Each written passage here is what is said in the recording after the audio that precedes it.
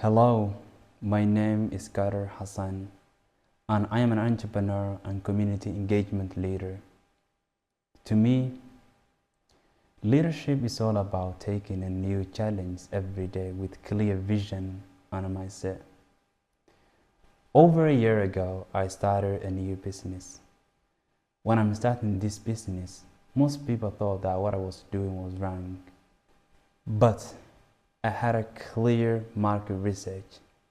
I had a clear goal and I had a clear sense of purpose. That is why I think having a purpose and clear goal is always helpful to make things possible. The 2026 World Leadership Forum is an exciting space and opportunity for young people like me to share their ideas.